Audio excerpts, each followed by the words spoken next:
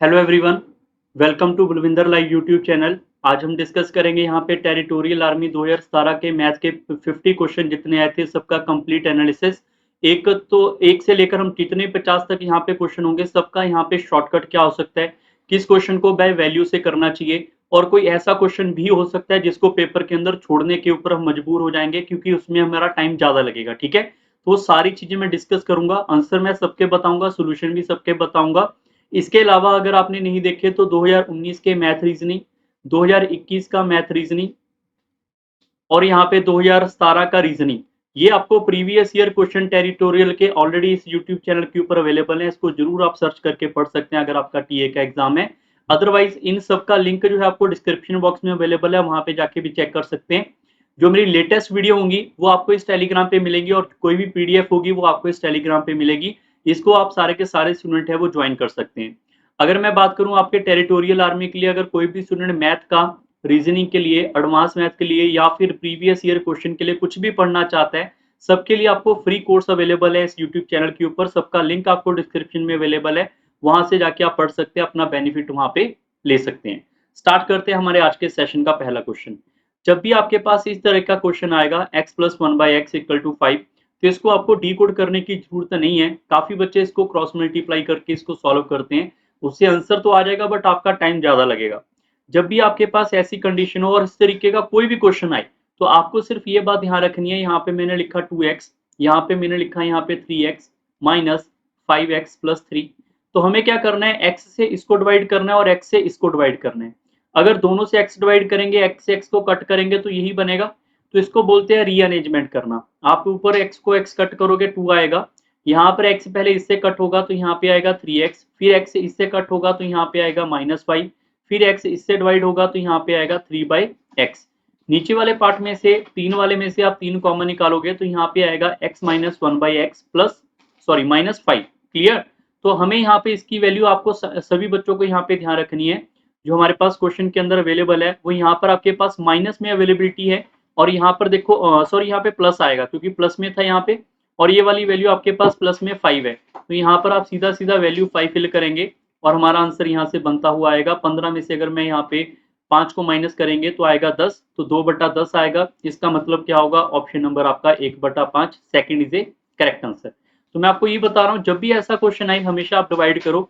कई बार क्या होगा आपके पास, जब हम इसको डिकोड करेंगे इस तरीके में, तो हमेशा ऐसा नहीं कि x प्लस एक्स ही बन के आएगा। किसी ना किसी क्वेश्चन में x का स्क्वायर प्लस 1/x का स्क्वायर भी बन सकता है, किसी में क्यूब भी बन सकता है। तो उसके लिए आप इसका फॉर्मूला स्क्वायर और क्यूब का लगा सकते हैं। क्लियर। क्वेश्चन नंबर सेकंड के ऊपर चलते हैं। सेकंड नंबर क्वेश्चन को आप या तो वैल्यू फिल से कर सकते हो, एक्स को आप यहाँ पे 2, y को 1 करके फिल करके करोगे तो आंसर आ जाएगा, या फिर आप इसको बेसिक से भी कर सकते हो। जैसे यहाँ पे बेसिक क्या होगा, आप एलसीएम लोगे, तो जब ये यहाँ पर आप एलसीएम लोगे ये हो जाएगा हमारे पास x का स्क्वायर यहाँ पे y का square minus of 2xy that must be divisible by x का स्क्वायर प्लस y का square. Again we are dividing by this अब बाय दिस फॉर्मेट।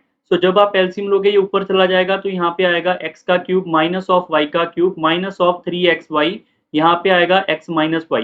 डिवाइड में क्या होगा इसके, x माइनस वाई। क्लियर। तो अब काफी बच्चों को इसके फॉर्मूले आते हैं, अगर मैं ऊपर वाले को फॉर्मूले वाइज करूंगा तो ये हो जाएगा मेरे पास x माइनस वाई का होल का स्क्वायर डिवाइड बाय x का स्क्वायर प्लस y का स्क्वायर। अब मैं इसको यहाँ पे चेक करूंगा तो ये हमारे पास फॉर्मूला हो जाएगा यहाँ पे x माइनस वाई का cube divide by x minus y. देखो समझने वाली बात यह है, जो क्यूब है ये वाला फॉर्मूले का, ये वाले अप्रोच का हमारा फॉर्मूला होता है x माइनस वाई का क्यूब। यहाँ पर अगर मैं 2 लिखूं और इसको x माइनस वाई लिखूं तो बात एक ही है, ये वाला इससे कट जाएगा और ये हमारा इससे कट जाएगा, तो आंसर क्या आएगा मेरे पास 1/x का स्क्वायर प्लस y का स्क्वायर होगा। ये आपके इस क्वेश्चन का सही उत्तर है, option number second. Question number यहाँ पे थर्ड के ऊपर चलते हैं। ये वाले क्वेश्चन को ब्रेक करने से पहले, समझने से पहले आपको ये पता होना चाहिए कि अगर मैं आपको बोलूं यहाँ पे 2/3 प्लस 1/2, अगर आपको इसको ऐड करने को बोलूं, एक तो तरीका फिक्स फ्रैक्शन को ओपन करके सॉल्व करो, दूसरा तरीका क्या है, इसको तोड़ लो। जब आप इसको तोड़ोगे 2 प्लस 2/3 प्लस 1 प्लस 1/2, तो आंसर आपका सेम ही आएगा जो आपको इसको ओपन करने के बाद आएगा। जैसे मैं एग्जांपल दे रहा हूं, मैंने लिखा 2.5, हर एक बच्चे को पता है इसका आंसर क्या होगा, 5/2 होगा। ठीक है। अगर मैं इसको तोड़ दूं, आपको बोलूं 2.5, तो भी इसका आंसर क्या होगा, चेक कर लो, 5/2 हो रहा है, तो क्या बराबर नहीं हो जाएगा। तो मैं कह सकता हूँ मिक्स फ्रैक्शन को तोड़ा जा सकता है। अगर आपको ये ठीक लगा ठीक है, नहीं तो आप इसको मल्टीप्लाई करके मिक्स फ्रैक्शन से भी कर सकते हैं।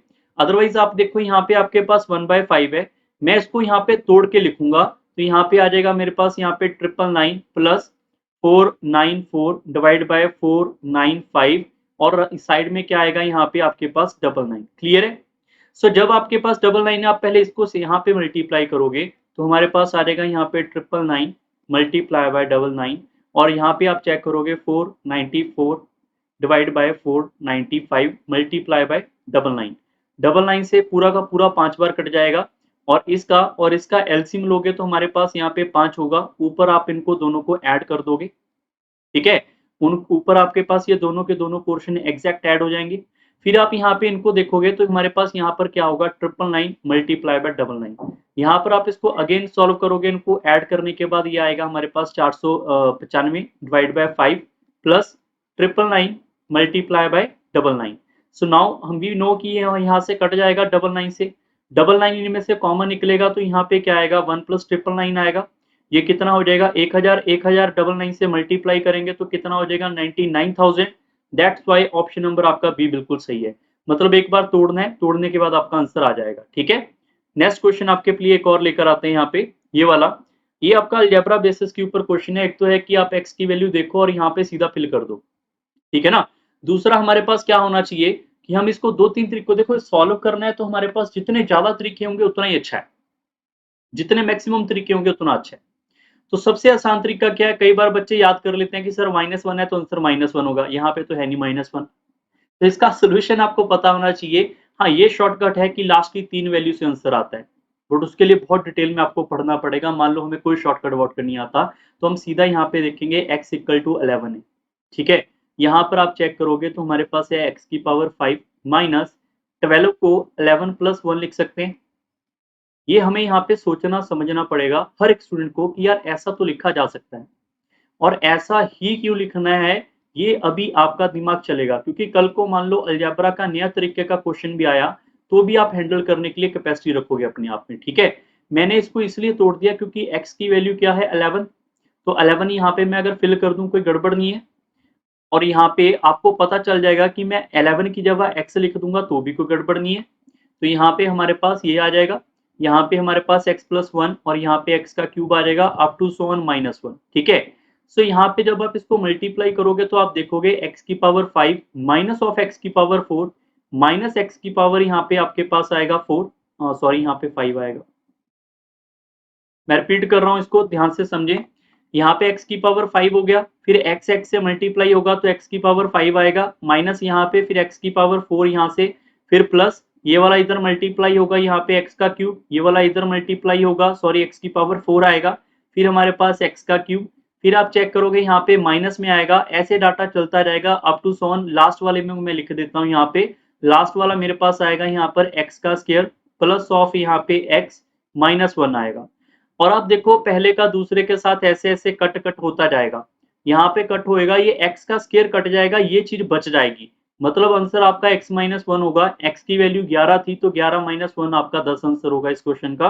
That is the right answer, option number B. Question number 5, p की वैल्यू आपके पास अवेलेबल है और इस फॉर्मेट का डाटा आपसे पूछा गया। जब भी आपके पास क्यूब रूट हो तो फॉर्मूला लगेगा किसका, क्यूब का। सीधा सीधा फंड है, ठीक है, पूरे के पूरे मैथ के अंदर। जैसे आप p को देखो, p को अंदर मल्टीप्लाई करोगे तो यहाँ पे क्या बन जाएगा हमारे पास, ये बन जाएगा p का क्यूब माइनस ऑफ 3p का स्क्वायर प्लस यहाँ पे 3p -1। 1 के साथ p नहीं है, ये ध्यान रखें। अगर मैं आपको बोलूँ कि ये मेरे पास कोई फॉर्मूला है तो ये हमारे पास फॉर्मूला है यहाँ पर p का क्यूब, यहाँ पर आएगा मेरे पास, इसमें से देखो आप 3p को कॉमन भी निकाल सकते थे, बट ना भी निकालो कोई इशू नहीं, ठीक है। यहाँ पे लिखोगे आप 3a का square b plus 3a b का स्क्वायर माइनस p का क्यूब। तो ये मेरे पास एक यहाँ पे क्यूब रूट था, सॉरी क्यूब रूट है, तो ये हमारे पास बन जाएगा यहाँ पर p -1 का क्यूब। ये क्यूब आपका क्यूब रूट से कटेगा तो आंसर आएगा p -1। p की वैल्यू 101 है, उसमें से एक कम करेंगे तो आंसर कितना आएगा 100। ये आपके इस क्वेश्चन का सही उत्तर था। काफी इजीली आप इस क्वेश्चन को सॉल्व जो है वो कर सकते हैं। क्लियर? क्वेश्चन नंबर यहाँ पे नेक्स्ट के ऊपर चलते हैं। ये वाला क्वेश्चन भी काफी इजी है, आप इजीली इसको हैंडल कर सकते हैं, बट इसको हैंडल करने के लिए आपको थोड़ा बहुत समझना जरूरी है कि हम इसको डायरेक्ट कैसे लिखें। ठीक है, सबसे पहले आप देखो a के यहाँ पे 1/3 का मतलब है क्यूब रूट है। तो अगर मैं यहाँ पे आपको सीधा सीधा बोल दूं कि इसकी पावर 1/3 जो है यहाँ पे 11 है, तो मैं अगर इसकी पावर 3 करूंगा तो इधर भी तो 3 होगा। तो मैं कह सकता हूँ यहाँ पर ये कट करने के बाद a की वैल्यू क्या होगी, 11 का क्यूब होगा। अब इसमें से आप सारे बच्चे 11 को a को कॉमन निकाल लो। अगर आप a को कॉमन निकालोगे यहाँ पे आएगा a माइनस 331। अब यहाँ पे आप सारे बच्चों को पता है कि a की वैल्यू 11 का क्यूब है। 11 का क्यूब क्या होता है, 1331 होता है। यहाँ पे आप रखोगे तो ये हो जाएगा 1331। यहाँ पे रखोगे 1331 माइनस 331। जब आप इसमें से माइनस करोगे तो कितना आएगा, 1331। साथ में क्या आएगा, 000 आएंगी। ये आपके इस क्वेश्चन का बिल्कुल सही उत्तर है। Option number second must be the correct answer. Question number next के ऊपर चलते हैं। यहाँ पे थोड़ा फास्ट चलेगा सेशन, जो भी क्वेश्चन आप खुद ट्राई करना चाहते हैं वीडियो को पॉज कर करके आप उन क्वेश्चनों को बार बार जितनी बार भी आप चाहते हैं वो ट्राई कर सकते हैं। ठीक है, अगर मैं इस क्वेश्चन की बात करूं, यहाँ पे आपसे पूछा गया है कि 11 रूट ऑफ n है, इसकी वैल्यू आपके पास है यहाँ पे 112 रूट प्लस 343 का रूट। तो यहाँ पे n की वैल्यू क्या रही होगी। देखो n की वैल्यू अगर मैं डायरेक्ट पूछूं तो पॉसिबल नहीं है कि डायरेक्ट आप सीधी की सीधी वैल्यू निकाल दो n की। ठीक है ना, सीधा सीधा सा फंडा है। पहली बात तो ये। दूसरी बात है कि यार यहाँ पे मान लो हमारे पास n कोई ना कोई ऐसा वेरिएबल रहा होगा, तो हमें उसको यहाँ पे फाइंड करने के लिए क्या कुछ करना चाहिए। तो मैं यहाँ पे सबसे सिंपलेस्ट वे बता रहा हूँ। आप 112 को पहले ऐसे डिवाइड करके देखो। देखो यहाँ पे अप्रोक्सीमेट में नहीं लिखा तो ये वैल्यू पूरी पूरी कटनी चाहिए। अगर मैंने 2 से डिवाइड किया तो ये आएगा यहाँ पे 56। 2 से डिवाइड करेंगे यहाँ पे 28। 2 से डिवाइड करेंगे यहाँ पे 14। फिर आप 2 से डिवाइड करोगे यहाँ पे 7। फिर आप 7 से डिवाइड करोगे 1। तो यहाँ पे 2 के 2 जोटे बाहर निकल रहे हैं, 2 का 2 4 बाहर निकल रहा है। आपको नहीं समझ आई ये वाला फॉर्मेट मैंने क्या बोला, तो यहाँ पे 2 2 से मल्टीप्लाई करेंगे 4। 4 को 4 से 16। तो मैं यहाँ पर अंदर वाले फॉर्मेट में लिख सकता हूँ, ये होगा 16 रूट 7। तो यहाँ से 16 बाहर आ जाएगा। 16 का रूट अगर बाहर करेंगे, सॉरी यहाँ पे 4 बाहर आ जाएगा और यहाँ पे रूट 7 बचेगा। और आपसे रूट n की वैल्यू पूछी है तो 7 ही होगी ना, फिर ये आपके इस क्वेश्चन का आंसर है। बट हमें यहाँ पे बाकी भी सॉल्व करना पड़ेगा पेपर पॉइंट ऑफ व्यू के लिए। 343 है तो इसको भी आप यहाँ इसको भी आप यहाँ पे पेयर वाइज बना लोगे। तो यहाँ पर आप चेक कर लो ये किस किस से कट हो रहा है। तो सबसे पहले 7 से कट हो जाएगा। 7 यहाँ पे 49 आएगा, फिर 7 यहाँ पे 7, फिर 7 और यहाँ पे 1। तो मैं इसको लिख सकता हूँ यहाँ पे 49 इंटू 7। तो यहाँ पे क्या हो जाएगा मेरे पास, ये 7 रूट 7। आप ऐड करोगे तो 11 रूट 7 आएगा, जिसकी वैल्यू थी 11 रूट n। तो 11 से 11 कट जाएगा, स्केयर रूट से स्केयर रूट कट जाएगा, तो n की वैल्यू 7 है, ये उन्होंने पूछा था। ठीक है, नेक्स्ट क्वेश्चन आपके लिए क्वेश्चन नंबर 8 हमारे पास आ चुका है। सारे बच्चे इसको जरा अच्छे ढंग से समझो। अगर हमारे पास ये वाला क्वेश्चन है, उसने ये वाले फॉर्मेट से पूछा है। देखो इसका शॉर्टकट वॉर्टकट हो सकते हैं कि मैं बोलूँ इसका ऐसे कर लो, इसके काफी शॉर्टकट बनाए जा सकते हैं। मे बी आपको कुछ बच्चों को आते भी होंगे। ठीक है, बट सबसे पहले क्या सोचा जा सकता है, जो मुझे लग रहा है पर्सनली, सबसे पहले सोचा ये जा सकता है कि अगर दो नंबर का जो हमारे पास एडिशन है वो √3 है, और इन दोनों का जो सब्ट्रैक्शन है वो मेरे पास यहाँ पे √2 है। अगर मैं यहाँ से एक्स वाई की वैल्यू निकाल लूँ तो मेरा आंसर बड़ी जल्दी आ सकता है। अब कुछ बच्चे सोचेंगे यार बिल्कुल सही बात तो है कि बहुत जल्दी आंसर आ जाएगा अगर मैं सीधा सीधा इसको फाइंड करूंगा तो। ठीक है ना, एक तरीका तो वही है कि आप दोनों को यहाँ पे एक्स वाई की वैल्यू निकालो, यहाँ पे रख दो, आंसर आ जाएगा। बट करके देखोगे पता चलेगा एक्स वाई आपका काफी लेंथी आएगा। रैशनलाइज में क्या होगा, रैशनलाइज में आप उलझे रहोगे। दूसरा तरीका क्या होगा, दूसरा तरीका थोड़ा समझने वाला है, थोड़ा लेंथी भी हो सकता है। ऐसा नहीं है कि आप 1 मिनट में सोचोगे डायरेक्ट आंसर आएगा, पॉसिबल नहीं है। ठीक है, सो सारे बच्चे ध्यान रखो। या तो आप इन दोनों को यहीं पे ऐड कर दो, मैं इधर लिख देता हूँ। यहाँ पे आप इन दोनों को यहाँ पे इसको मान लो, ये मेरे पास 1 है, ये मेरे पास 2 है। या तो आप इन 1 और 2 को यहीं पे सीधा डायरेक्ट ऐड करोगे, y से y कटेगा तो 2x की वैल्यू क्या आएगी मेरे पास, √3 प्लस √2 आएगी। और x की वैल्यू हो जाएगी मेरे पास √3 प्लस यहाँ पे √2/2। और ऐसे मेरे पास y की वैल्यू आएगी √3 माइनस √2 डिवाइड बाय 2। इस वैल्यू को यहाँ पे रखेंगे आंसर। बट दिखने में तो बड़ा आसान लगा, जब आप यहाँ पे लिखोगे तो आपके लिए कैलकुलेशन थोड़ी सी बढ़ जाएगी। आंसर यहाँ से भी आएगा। ठीक है ना, आंसर यहाँ से भी आएगा। दूसरा अप्रोच क्या है, मैं इसका स्केयर कर देता हूँ। जब मैं स्केयर करूंगा यहाँ पे लेफ्ट साइड, जब मैं इसका स्केयर करूंगा, राइट साइड भी इसका स्केयर होगा। तो स्केयर करने के बाद क्या होगा, a का स्केयर प्लस b का square plus twice of ab, that must be equal to 3। And after that यहाँ पे स्केयर करेंगे a का स्केयर प्लस b का square minus of twice of ab, that must be equal to 2। अब अगर मैं इसको यहाँ पे थर्ड इक्वेशन और इसको यहाँ पे फोर्थ इक्वेशन बोल देता हूं, मैं इस क्वेश्चन को यहाँ पे छोड़ के यहाँ पे कर रहा हूँ सॉल्व, तो अगर आप इन दोनों को ऐड करोगे तो 2xy से कटेगा, यहाँ पे 2 टाइम्स ऑफ आएगा x का स्क्वायर प्लस y का square, that must be equal to 3 plus 2 that is 5। Understand? मैं अगर इन दोनों को ऐड करूंगा ये वाला पार्ट हमारे पास यहाँ पे कट जाएगा। ठीक है, अगर मैं इन दोनों को यहाँ पे माइनस कर दूं तो मेरे पास ये वाला पार्ट जो है इसके साथ कट जाएगा, तो हमारे पास आएगा यहाँ पे 4 of X Y that must be equal to 1।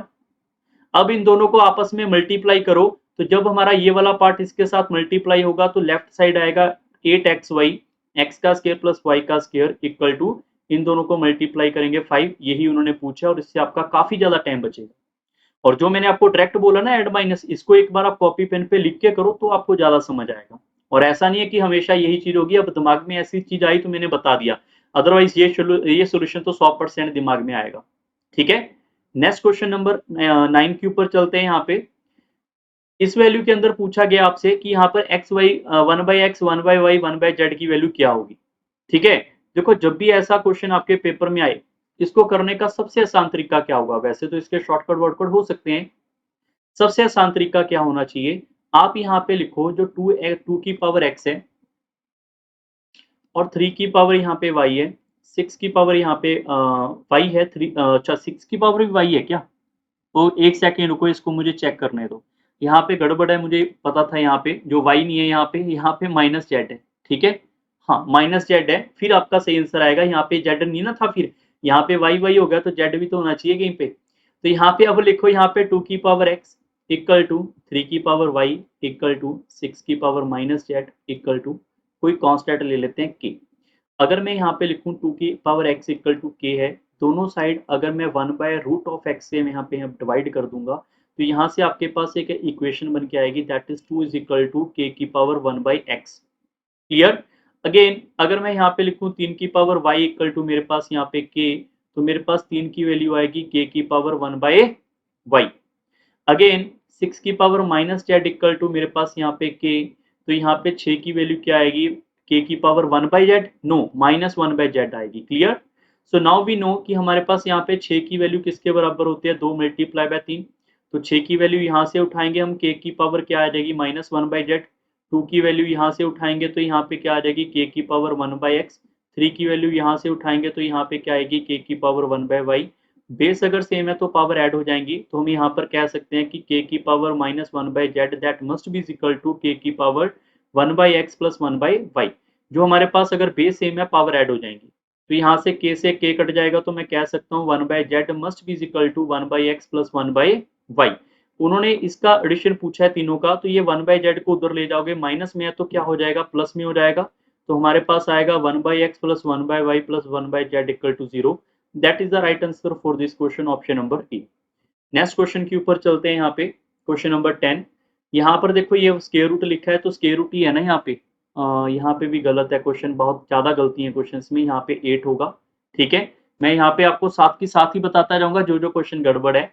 यहाँ पे पहले तो 8 कर लो, अगर हमारे पास यहाँ पे x की वैल्यू है 3 प्लस रूट ऑफ 8 और आपसे पूछा गया ये, तो इसका आपको बैकएंड पता होना चाहिए। बैकएंड क्या होता है इसका, 1/1 प्लस 1/x अगर पता होगा तो आपको ऑटोमेटिकली ये वैल्यू आएगी।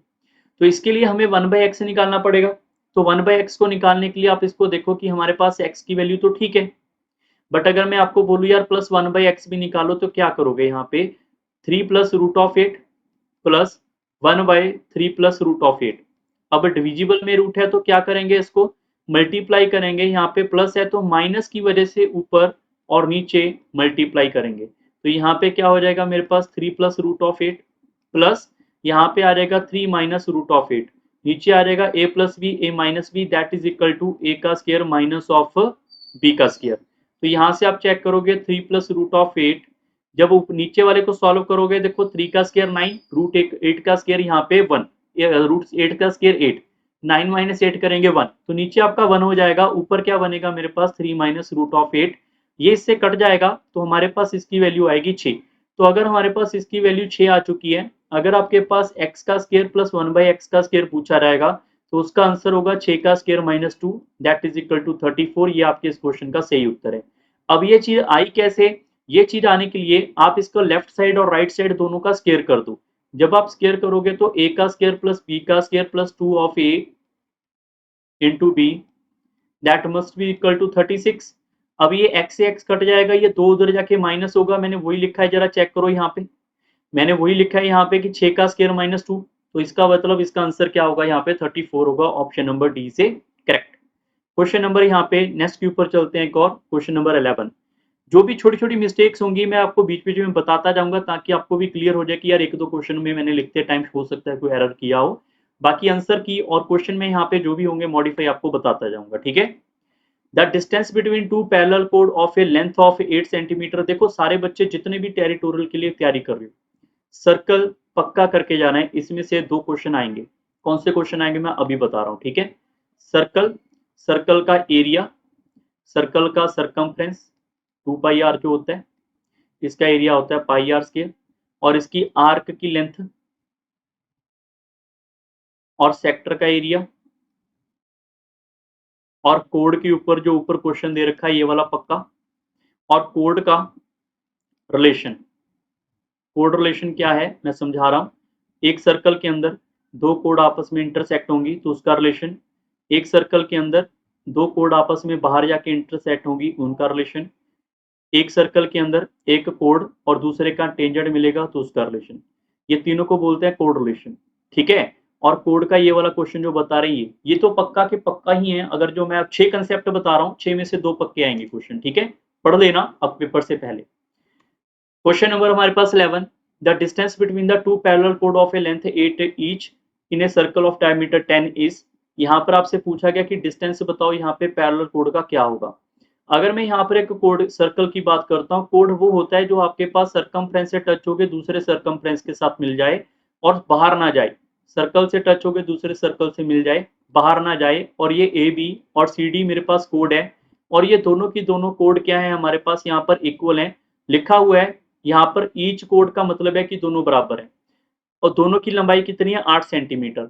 अगर मैं इसको यहाँ पे ध्यान रखो, यहाँ से सेंटर को इसके ऊपर एक परपेंडिकुलर गिराने को कह देता हूँ तो ये कोड आपकी बाइसेक्ट कर देती है बराबर बराबर हिस्सों में। अगर 8 होगी तो ये 4 हो जाएगी और ये भी 4 हो जाएगी।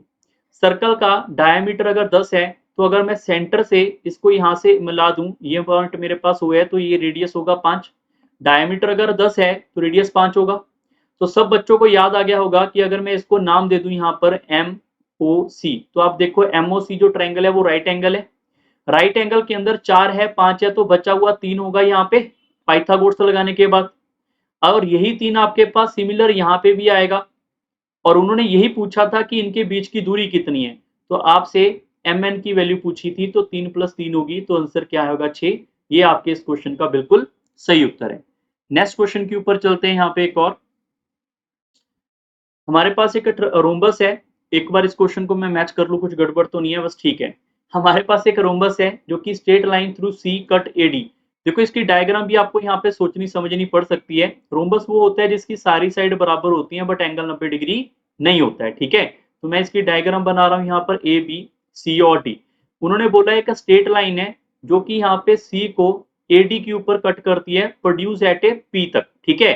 मतलब यहाँ से हमारे पास ए पॉइंट है, सी से टच करती हुई लाइन जाएगी और यहाँ पे पी के ऊपर टच करती है और ए बी को प्रोड्यूस करके क्यू तक लिखा हुआ है। तो मतलब यहाँ पर आप देखो ए बी को अगर मैं यहाँ पे प्रोड्यूस करूंगा तो क्यू तक आएगा, और ऐसे ही अगर मैं ए डी को प्रोड्यूस करूंगा इधर को तो मेरे पास यहाँ पे पी पॉइंट आएगा, और इस पी पॉइंट को अगर मैं यहाँ पर इसके साथ ऐसे अटैच करते के जाऊं तो इस लाइन की बात उन्होंने की हुई है। पहले तो लैंग्वेज पता होनी चाहिए। आगे लिखा हुआ है कि जो डीपी है वो 1/2 ऑफ एपी है। तो अगर मैं डीपी की बात करूं तो वो 1/2 ऑफ एबी है। अगर मैं आपसे यहाँ पे पूछ लूं डीपी बाय ए बी तो आपको क्लियर हो जाएगा 1/2 है। अगर यहाँ पर ए से लेकर बी तक मेरी वैल्यू यहाँ पे 2 है, यहाँ पर अगर 2 है तो डी से पी तक की वैल्यू, ये वाली वैल्यू क्या होगी, ये वाली वैल्यू मेरे पास 1 होगी। ये क्वेश्चन वालों ने दे रखी है वैल्यू, ठीक है। और उन्होंने क्या पूछा है, रेशो पूछी हुई है यहाँ पर बी से लेकर क्यू तक की और ए से लेकर बी तक की। क्लियर। सबसे पहली कहानी तो ये देखो ए से लेकर बी तक की वैल्यू तो 2 ही है, तो आंसर आपका क्या होना चाहिए बाय डिफॉल्ट। अगर मैं वैसे आपसे पूछ लूं, मैं आपसे यहाँ पर सीधा सीधा क्वेश्चन पूछता हूँ यहाँ पे कि हमारे पास यहाँ पर B Q ratio A B पूछी गई है, तो ए बी की वैल्यू क्या होगी। आप सोच के देखो यार, ए बी की वैल्यू सर यहाँ पे 2 हो सकती है, तो हमारा आंसर ये होने के चांस है। बट यार ए बी तो पीछे लिखा हुआ है, तो ये भी तो होने के चांस है। तो ए इनमें चांस हो सकता है, ये ऑप्शन तो पहले एलिमिनेट हो गया, सी और डी। क्लियर है। अब चलते हैं इसके यहाँ पे सोल्यूशन के ऊपर। अगर हम इसको बिल्कुल बहुत ही ज्यादा बेसिक से करने की कोशिश करेंगे तो सिर्फ एक चीज आपको यहाँ पे पता होनी जरूरी है, पता होनी नेसेसरी है। मैं यहाँ पे लिख रहा हूँ, ये थोड़ा सा एडवांस लेवल आपके लिए हो सकता है, बट आपको इजिली समझ आएगा। मेरे पास एक ट्रायंगल है, यहाँ पर लिखा ए बी सी, और यहाँ पर मैंने लिखा एक डी और ई। और अगर मैंने आपको बोल दिया कि बी सी डी ई के पैरेलल है, तो याद रखना हमारे पास ट्रायंगल ए डी ई ये हमेशा पैरेलल सिमिलर हो जाएगी ट्रायंगल ए बी सी के। सिर्फ ये पैरेलल करते ही ये दोनों ट्रायंगल क्या होंगी, सिमिलर होंगी। ये रट लेते हैं बच्चे यार, जो तैयारी कर रहे हैं ना अच्छे से, उनको ये रटा हुआ है सारा का सारा। इसके बाद क्या करना होता है, इसके बाद करना होता है जो हमारे पास यहाँ पर ये वाला एंगल है, इसकी ऑपोजिट आप देखोगे एडी है तो एडी, इसके ऑपोजिट आप बड़ी साइड को देखोगे तो क्या आएगा मेरे पास यहाँ पर एसी, सॉरी एसी नहीं एबी। क्लियर है। मैं रिपीट कर रहा हूँ, छोटा एंगल है, छोटे ट्रायंगल के अंदर क्या आएगा यहाँ पर डीई, इस एंगल के बड़ी ट्रायंगल के ऑपोजिट क्या आएगा बीसी। तो इनकी जो रेशियो होती है बराबर होती है। ये वाला एंगल है, इसके ऑपोजिट क्या आएगा मेरे पास यहाँ पर एई, और इस एंगल के ऑपोजिट क्या आएगा, ये बड़ी वाली साइड आएगी मेरे पास एसी। ये हमारे पास क्या होती है, बराबर होती है। इसको बोलते हैं सिमिलैरिटी लगाना। ठीक है। अगर ये चीज पता है तो कि अगर ट्रायंगल है उसमें ये साइड है और ये दोनों साइड क्या है, पैरेलल है, तो क्या होगा 100 का 100% क्या लगेगा, सिमिलैरिटी लगेगा। अगर ये चीज पता है हमें, तो आप सारे बच्चे सिर्फ एक चीज मुझे बताओ कि आपको यहाँ पर ये जो मैं व्हाइट कलर में दिखा रहा हूँ, आप सिर्फ वही चीज शेप को ध्यान रखना जो मैंने अभी आपको बनाई थी डायग्राम। आपको ये पता चल गया होगा कि यार ये सिमिलर तो है ही। क्यों? क्योंकि अगर रोम्बस की बात करें तो रोम्बस के अंदर ये वाली साइड जो होती है वो इसके पैरेलल होती है, opposite sides are equal to each other. इसका मतलब है कि जो हमारे पास ए क्यू है वो टीसी के क्या होगा, बिल्कुल डेफिनेटली पैरेलल होगा, डेफिनेटली पैरेलल होगा। उन्होंने साइड किसकी पूछी है, बी क्यू ए बी की। बी क्यू और ए बी के बारे में पूछा है, तो सीधा सीधा सा फंडा हम यहाँ पे लगाएंगे। अगर मैं इस एंगल की बात करता हूँ, ये वाले एंगल की, इस एंगल को नाम दे देते हैं एक्स का। एक्स के ऑपोजिट क्या है हमारे पास, छोटी ट्रायंगल के अंदर है यहाँ पर पी से डी तक की वैल्यू। और इसी एक्स एंगल के ऑपोजिट बड़ी साइड क्या होगी मेरे पास यहाँ पर, बड़ी साइड हो जाएगी मेरे पास पूरी की पूरी यहाँ पर ए से P. That must be equal to, ये वाली ट्रायंगल जो है हमारे पास यहाँ पर, ये वाली ट्रायंगल के अकॉर्डिंग जो हमारे पास यहाँ पर ये छोटी साइड है, छोटी साइड किसके बराबर होगी हमारे पास यहाँ पे डीसी के बराबर। और इसी के अकॉर्डिंग बड़ी साइड क्या आएगी मेरे पास, ए से क्यू तक की। तो ए से क्यू तक की वैल्यू, बात समझ आ रही है। अगर ये चीज पता चलेगी तो पी से लेकर डी तक की वैल्यू कितनी थी हमारे पास, 1 अकॉर्डिंग टू दिस रिलेशन। ठीक है। तो यहाँ पर पी डी की वैल्यू 1 है। और एपी की वैल्यू क्या होगी, देखो एपी की वैल्यू समझने के लिए आपको ये समझना जरूरी है कि अगर मैं यहाँ पर आपको बोलूं कि डीपी की वैल्यू 1 है और एडी की वैल्यू 2 होगी, क्यों, क्योंकि ये वाली वैल्यू भी तो 2 ही आई थी। रोम्बस की सारी साइडें क्या होती हैं, बराबर बराबर। तो ए से लेकर पी तक की वैल्यू क्या होगी मेरे पास यहाँ पे 3 होगी। क्लियर। क्योंकि 2 ये वाला, 1 ये वाला। इक्वल टू यहाँ पे आएगा डीसी। अब डीसी की वैल्यू कितनी है मेरे पास, यहाँ पर ये वाली वैल्यू 2 है। और अगर मैं ए क्यू की वैल्यू पूछूं, यहाँ से ए से लेकर क्यू तक की वैल्यू हमें यहाँ पे निकालनी पड़ेगी या नहीं। तो आप यहाँ से अगर सिंप्लीफाई करोगे तो मेरे पास यहाँ पर ए से क्यू तक की वैल्यू 6 आएगी। आई होप सबको ये वाला सिस्टम जो है वो समझ आ चुका है कि हमने ए और क्यू की वैल्यू कैसे 6 निकाली है। अगर ए से क्यू की वैल्यू 6 है, अगर ये 2 है तो ये बची हुई साइड 4 होगी। अगर यहाँ पर मैं ए से क्यू तक की वैल्यू की बात करूं 6 है, तो ये बची हुई 4 होगी, क्योंकि ये तो 2 था। उन्होंने पूछा बी क्यू कितना आया 4 और ए बी कितना आया 2, तो रेशियो क्या होगी 2:1। ये आपके इस क्वेश्चन का सही उत्तर है। क्लियर। नेक्स्ट क्वेश्चन के ऊपर मूव करते हैं। अगर आपको ये क्वेश्चन दोबारा से सीखना है, आप इसको दोबारा से अंडरस्टैंड करो, आपको इजीली समझ आ जाएगा। नेक्स्ट क्वेश्चन हमारे पास ये रहा। जब भी आपके पास ऐसा क्वेश्चन आए जैसे 3:1/4 रेशियो 3/4, आपसे पूछा जा रहा है कि क्या ये राइट एंगल ट्रायंगल है या फिर कौन सी ट्रायंगल है, तो आप पहले इसको रेशियो को सॉल्व कर लो। 3 इसको सिंप्लीफाई करोगे 1/4, इसको सिंप्लीफाई करेंगे 5/4। फिर आगे देखोगे यहाँ पे 12 1 13, 13/4। फिर आप इसको यहाँ पे 4 से मल्टीप्लाई कर दो, क्योंकि डिनोमिनेटर में हमें 4 नहीं चाहिए। तो 4 जब इससे मल्टीप्लाई होगा 12, इससे करेंगे कट हो जाएगा यहाँ पे, और इससे कट करेंगे तो यहाँ पे क्या हो जाएगा 13। तो आप सारे बच्चों को याद होगा कि ये हमारे पास क्या है, एक राइट एंगल ट्रायंगल। तो आपका आंसर यहाँ पे ऑप्शन ए होगा। राइट एंगल ट्रायंगल कैसे पता चला, जो सबसे बिगेस्ट साइड है उसका स्क्वायर जो 2 छोटी साइड हैं उनके स्क्वायर के अगर सम के बराबर होगा तो क्या पाइथागोरस लगेगी, और पाइथागोरस राइट एंगल पे लगती है। Next question number 14। 14 number question भी आपको सीखना होगा। इक्विलेटरल ट्रायंगल है जिसकी साइड 6 है, इंस्क्राइब्ड इन ए सर्कल। मेरे पास एक सर्कल है, उसके अंदर हमारे पास एक इक्विलेटरल ट्रायंगल है जिसकी साइड आपके पास 6 सेंटीमीटर है, तो रेडियस पूछा जा रहा है। याद रखना होगा इक्विलेटरल ट्रायंगल का सरकम रेडियस क्या होता है। सरकम रेडियस होता है जो साइड होती है। अगर मैं यहाँ पर आपको सरकम रेडियस की बात करूं, सरकम रेडियस होता है साइड डिवाइड बाय √3, सीधा सीधा। ठीक है। अगर ये अंदर वाला सर्कल होता है inner radius for equilateral triangle, तो इन रेडियस क्या होता है मेरे पास, ये भी लिख लो, साइड डिवाइड बाय 2√3। ये आपको याद रखनी है। ठीक है। साइड 6 है तो यहाँ पे क्या होगा, √3 इक्वल टू CR होगा। तो यहाँ पे 6 को लिख सकते हैं, यहाँ पे 6 को लिख सकते हैं 2 मल्टीप्लाई बाय 3, और 3 को लिख सकते हैं √3 और आप खुद चेक करो, यहाँ पर एक बार कट जाएगा तो यहाँ पे CR की वैल्यू 2√3 आएगी। ये आपके इस क्वेश्चन का सही उत्तर है। 2√3 is A option. Clear. Next question के ऊपर चलते हैं, question number 15। If the difference between the compound interest and the simple interest for 2 years at 8% per annum is given, find the sum। मैंने आपको ये समझाया होगा, अगर नहीं याद है तो भी मैं यहाँ पे रिपीट कर रहा हूँ। देखो 2 साल का तो बहुत आसान है, बाकी CI को आप पूरा डिटेल में पढ़ना चाहते हो, लिंक आपको डिस्क्रिप्शन में अवेलेबल है, वहां से पूरा पढ़ सकते हैं।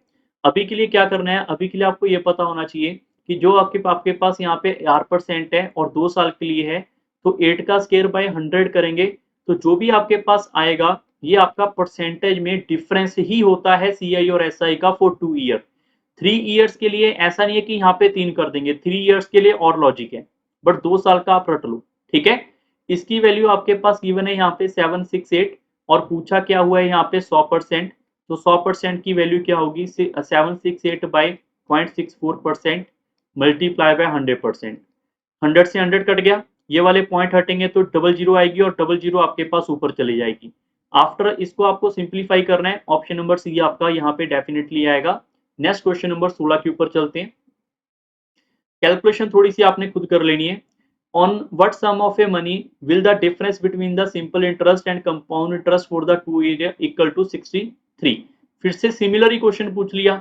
सिमिलर ही क्वेश्चन पूछ लिया तो क्या करेंगे, 5 का स्क्वायर बाय 100 करेंगे, that is equal to 0.25%।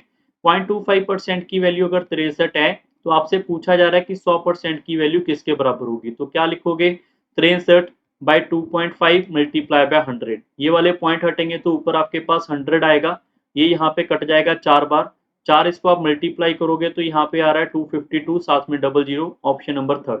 Clear. 100% हमेशा आपके पास वही होता है जितना पैसा आपने लगाया था। क्वेश्चन नंबर 17 के ऊपर चलते हैं। देखो आपको ये समझना होगा, कुछ अगर 50 क्वेश्चन है, 50 में से जैसे वो सिमिलैरिटी वाला क्वेश्चन शायद आप में से काफी बच्चों ने नहीं किया, मान लेते हैं कि नहीं आता, उसको छोड़ भी सकते थे। बाकी क्वेश्चन कितने इजीली है, तो 50 के 50 मत करो। जो क्वेश्चन आपको लग रहा है नहीं आता या आपको लग रहा है बड़ा मेथड लग रहा है इसमें टाइम कंज्यूम करेगा, स्किप कर आगे बढ़ जाओ। ठीक है ना, सिमिलैरिटी वाला वैसा क्वेश्चन था। क्वेश्चन नंबर 17 के ऊपर चलते हैं। यहाँ पे A sell an article, A जो है ए सेल करता है आर्टिकल यहाँ पे to B, making a profit of 1/5 of his outlay. B sell करता है यहाँ पे सी को 20% के ऊपर, सी यहाँ पे 600 रुपए देता है, she sell it for 600 and incur a loss of 1/6 of his outlay. Okay, CP of A पूछा हुआ है। सारे बच्चे ध्यान रखो, यहाँ पे डी कोई लिखा नहीं, वैसे डी आएगा, 600 का इसने सेल किया डी को, ये लिखा होना जरूरी है। ठीक है, बट कोई बात नहीं है, सारे बच्चे एक बार समझते हैं कि क्या क्या सिस्टम हुआ है और कैसे हम कवर कर सकते हैं। ठीक है। अगर मैं यहाँ पर आपको बोलूँ कि ए के पास कोई ना कोई पैसा था, हमें नहीं पता कितना था, ए के पास कोई ना कोई पैसा तो होगा, उसने 1/5 का प्रॉफिट है, तो 5 के बदले में 1 प्रॉफिट लिया तो बेचा उसने 6/5 का होगा। जितने का उसने बेचा फिर उसने आगे बी ने सी को 20% का प्रॉफिट दे दिया। तो भाई 20% का प्रॉफिट क्या होता है, 120/100 होता है। जिसको नहीं पता है तो 20% कितना होता है हमारे पास, यहाँ पे 20% का मतलब होता है 20/100। इसका मतलब ये होता है 1/5, 5 के ऊपर 1 का गेन करेंगे तो क्या हो जाएगा, 6/5। 6/5 के बाद क्या हुआ, 6/5 के बाद सी के पास आ गई वैल्यू। सी ने क्या किया, सी ने यहाँ पे एक लॉस लिया 5/6 का, 1/6 का, और 600 का बेच दिया। अब कहानी हमारे पास यहाँ पे सी की आ चुकी है। अगर मैं इसको मल्टीप्लाई करूंगा तो 6 के बदले में 1 का लॉस ले लिया है, तो यहाँ पर क्या हो जाएगा 5/6। तो हमारे पास सी ने 600 रुपए का यहाँ पे बेच दिया। बात समझ आई। यहाँ पर 5 से 5, 6 से 6 कट जाएगा तो ए की वैल्यू आ जाएगी हमारे पास यहाँ पे 600 multiply by 5/6, that is equal to 500। तो ऑप्शन नंबर आपका बी बिल्कुल सही है। Next question number 18। 18 नंबर क्वेश्चन के ऊपर चलते हैं। यहाँ पे रमेश ने 10 साइकिल फॉर 500 ईच के यहाँ पे उसने क्या किए, बाय किए। बाय का मतलब होगा सीपी। उसने यहाँ पे 2000 रुपया उसके ऊपर रिपेयर के ऊपर लगा दिया। उसने फिर यहाँ पे सोल्ड किए, उसमें से 5 जो कि 750 के सोल्ड किए, 750 के सोल्ड किए। उसके बाद जो बचा हुआ मटेरियल था वो 550 का सोल्ड किया। तो बताओ गेन और लॉस कितना हुआ। वैसे तो इसका देखो शॉर्टकट भी है, शॉर्टकट भी है, क्योंकि 2000 लगाए उसने अपने पल्ले से, जेब से, और 10 साइकिल के लगाए, तो हर एक साइकिल को 200 रुपए का दिया होगा अलग। तो उसका सीपी कितना हो जाएगा, 700। सीपी कितना हो जाएगा, 700। तो उसके हिसाब से कैलकुलेशन करके आ जाएगा, बट वो थोड़ा सा आपको लगेगा कि यार ये पता नहीं कैसे किया ना, तो इसलिए मैं इसको बेसिक से बता रहा हूं। अगर मैं सीपी की बात करूं, 10 साइकिल 500 रुपए के ईच हैं, तो एक साइकिल की कहानी अगर पूछूं, एक साइकिल 500 रुपए का है, तो 10 साइकिल के लिए कितना खर्चा होगा, 5000 होगा। फिर उसने 2000 रुपया उसमें और स्पेंड कर दिया, तो उसका सीपी कितना आएगा, 7000 आएगा। और एसपी कितना है, पहले 5 साइकिल 750 के बेच दिए, 5 साइकिल 750 के बेच दिए, बचे कितने, 5 ही बच गए। तो 5 साइकिल उसने 550 के बेच दिए। तो आपके पास एसपी आ जाएगा। इन दोनों में से 5 को कॉमन निकाल लेते हैं, और यहाँ पे 0 को भी कॉमन निकाल लेंगे, तो अंदर आ जाएगा 75 प्लस 55। क्लियर। तो यहाँ पे आपके पास आएगा 50, इनको ऐड करेंगे यहाँ पे 80, और ये आएगा 130 आ रहा है। इसको मल्टीप्लाई करेंगे तो यहाँ पे आएगा 6500 आएगा। तो आप देखो 6500 उसका एसपी है, तो कितने का लॉस हुआ यहाँ पे ओवरऑल, 500 रुपए का, किसके ऊपर, 7000 के ऊपर। 7000 के ऊपर लॉस आया, 500 रुपए का। मल्टीप्लाई बाय 100 करेंगे तो आपके पास परसेंटेज आएगा, जीरो से जीरो, और ये जीरो से ये जीरो कट जाएगा, तो 7/7% का लॉस हुआ। ये आपके इस क्वेश्चन का सही उत्तर है। Question number 19। 19 नंबर को सारे बच्चे पढ़ के देखो। एक जो है हमारे पास यहाँ पर ए पर्सन है, वो फिनिश करता है यहाँ पे 18 दिन में काम। बी जो है वो यहाँ पर कह रहे हैं कि half the time taken by A. आप सिंपल ही सोच के देखो, एक बंदा ये 18 दिन में काम खत्म करता है, बी कहता है मैं उसमें आधे दिन में, आधे टाइम में खत्म कर दूंगा, मतलब वो 9 दिन में काम खत्म कर रहा होगा, फिर तभी तो हाफ होगा। दोनों मिलकर अगर काम करेंगे तो यहाँ पे कितना काम एक दिन में खत्म कर पाएंगे। सबसे पहले काम कितना है, दोनों का एलसीएम 18 जीबी का। 18 जीबी अगर ए 18 दिन में खत्म कर रहा है, तो एक दिन में 1 GB, that is called efficiency. B अगर 9 दिन में 18 जीबी सॉल्व कर रहा है, तो बी की एफिशिएंसी यहाँ पे 2 होगी। और अगर मैं आपको बोलूं इन दोनों को मिलाकर, कि इन दोनों ने मिलाकर कितना एफिशिएंसी कंज्यूम करेंगे एक दिन का, 3। 3 एफिशिएंसी से काम किया out of A 18। Out of A 18 अगर मैं पूछूं 3 काम किया, तो कितना काम किया एक दिन में, 1/6 काम किया। तो आंसर क्या आएगा इसका, option number A. Next question आपके पास है 20th। The rate of a working of A B. A B हमारे पास जो इनकी यहाँ पे वर्किंग कैपेसिटी है, वो मेरे पास यहाँ पे 2:3 है। The number of the days required them to finish the work, मतलब यहाँ पे ये एफिशिएंसी है, तो टाइम पूछा है, तो टाइम इसका उल्टा होता है या नहीं होता, बताओ, 3:2। ये आपके इस क्वेश्चन का उत्तर है। मैंने आपको बोला है कुछ क्वेश्चन ट्रिकी होंगे, कुछ क्वेश्चन बहुत आसान होंगे, तो 50 के 50 क्वेश्चन रीड करने जरूरी है। ठीक है। Question number 21। 21 आपके पास ये रहा। The ratio of the number of the boys and girls आपके पास गिवन है, बॉयज एंड गर्ल्स आपके पास गिवन है यहाँ पे 3:2। और अगर मैं पूछूं यहाँ पे 20% ऑफ द बॉयज जो हैं उनको स्कॉलरशिप मिलती है, तो बॉयज 3 है, तो इसके 20% कितना हो जाएगा, तो इसका 20% हमारे पास यहाँ पर 1/5 करेंगे, तो हमारे इस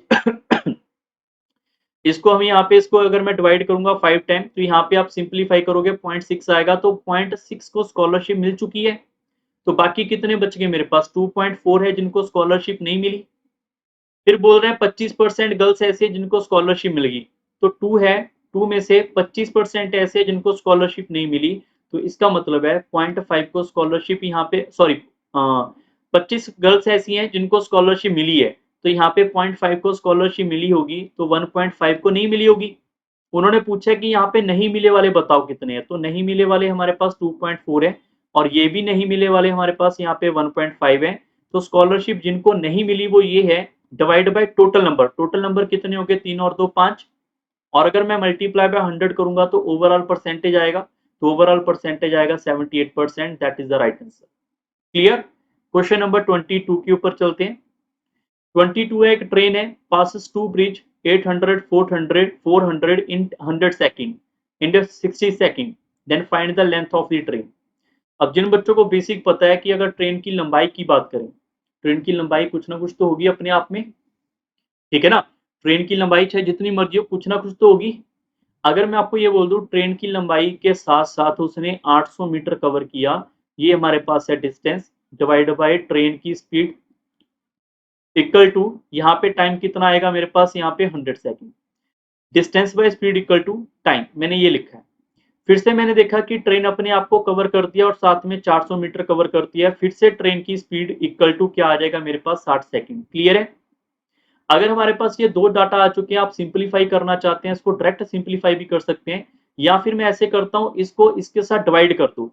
डिवाइड करेंगे तो टीएस से कट जाएगा, ये वाला डाटा इससे कट जाएगा, 3 और 5, ये वाला 3 आपका इधर मल्टीप्लाई होगा तो यहाँ पे आएगा 3t, और 8 से मल्टीप्लाई करेंगे 2400, 5 आपका इधर मल्टीप्लाई हो जाएगा, ये होगा 5t, प्लस यहाँ पे 2000, यहाँ पर इसको आप इधर लेकर जाओगे तो ये आएगा 2t, इसको इधर लेकर जाओगे तो यहाँ पे आएगा 2400, तो हमारे 2400 नहीं सॉरी 400, तो हमारे पास टी की वैल्यू आ जाएगी 200, और यही ट्रेन की लेंथ है, यही आपसे पूछा गया।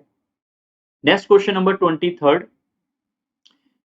इन एन एग्जामिनेशन 52% स्टूडेंट है वो फेल्ड होते हैं हिंदी में, 42% होते हैं इंग्लिश में, और 17% फेल्ड होते हैं दोनों सब्जेक्ट में।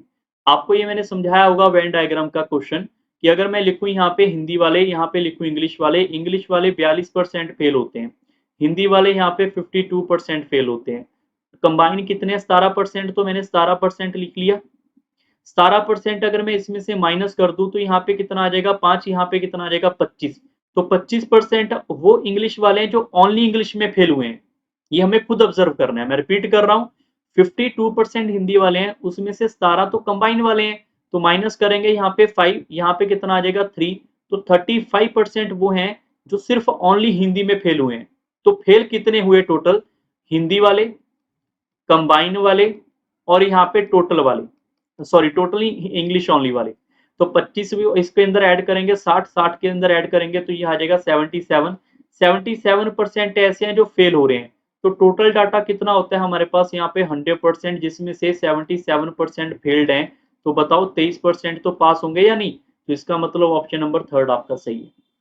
क्वेश्चन नंबर 24 के ऊपर चलते हैं। The batting average of 40 inning of a cricket player is 50 run, his highest score exceed his lowest score by 172, his to if these two inning excluded the average of the 38 inning is 48, find the highest score। इस question को करने के लिए आपको ये पता होना चाहिए एवरेज इक्वल टू क्या होता है, sum divide by number, and sum is equal to क्या होगा हमारे पास, एवरेज इनटू नंबर। अगर मैं आपको बोलूं यहाँ पे 40 इनिंग है, तो इनको अगर मैं 50 से मल्टीप्लाई करूंगा तो इनिंग इनटू यहाँ पे देखो नंबर इनटू एवरेज करेंगे तो सम आएगा। फिर मैं यहाँ पे भी इनको भी मल्टीप्लाई कर देता हूँ, नंबर इनटू यहाँ पे एवरेज करेंगे तो इसका भी सम आएगा। दोनों का सम अगर बाहर कर दें, इन दोनों को माइनस कर दें, तो क्या हाईएस्ट प्लस लोएस्ट के बराबर नहीं होगा।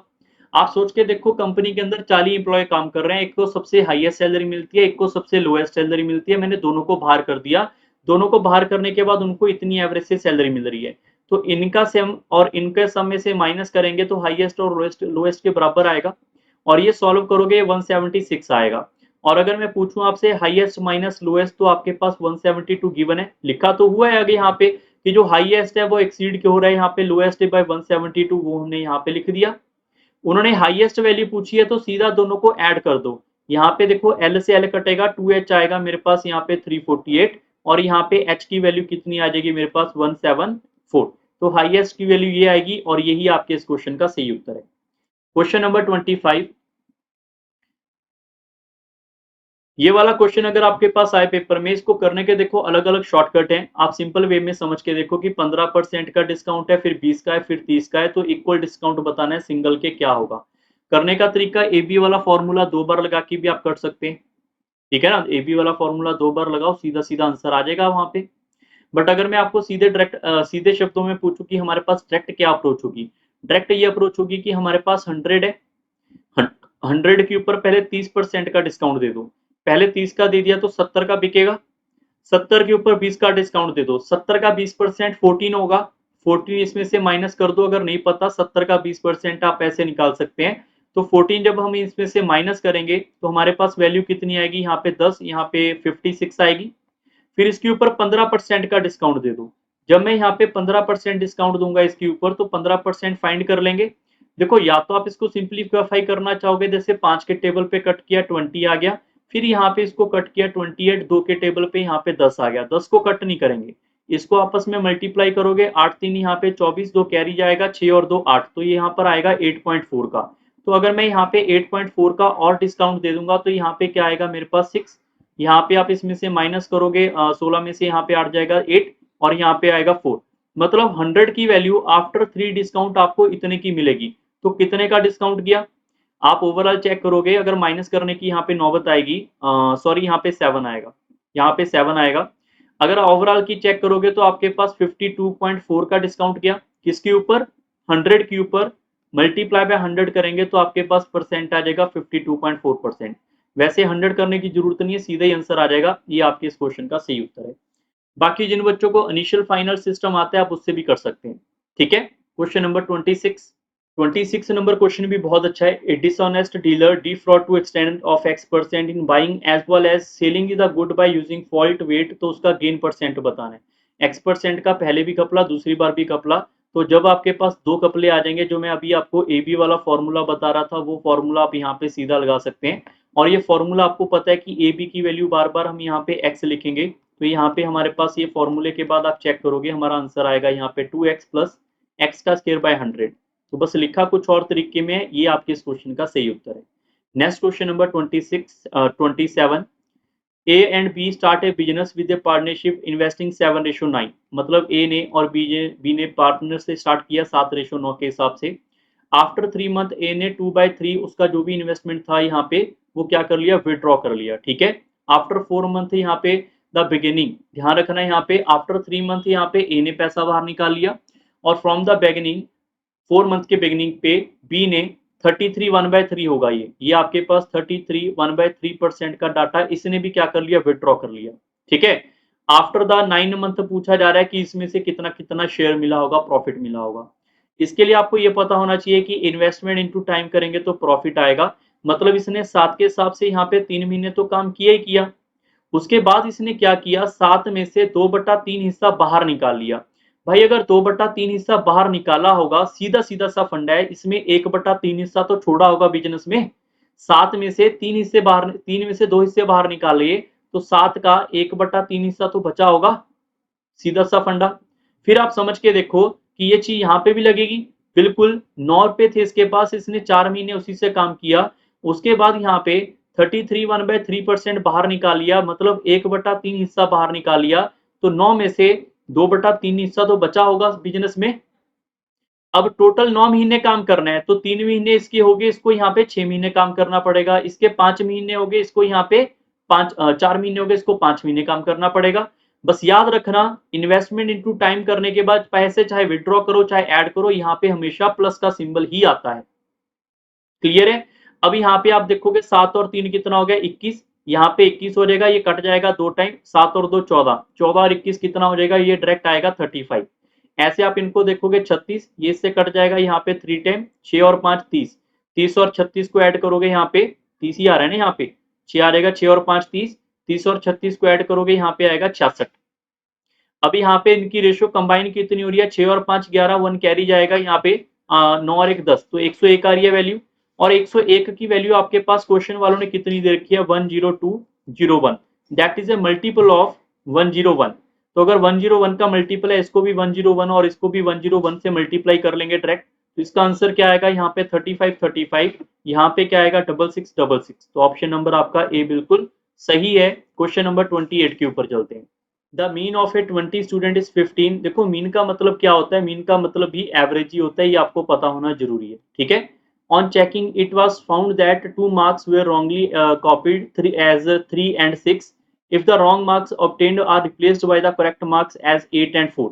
तो उसने पूछा है करेक्ट मीन क्या होगा, सीधा सा फंडा आप समझ के देखो, आपको मीन क्या पता है कि एवरेज होती है, एवरेज होता है सम डिवाइड बाय नंबर।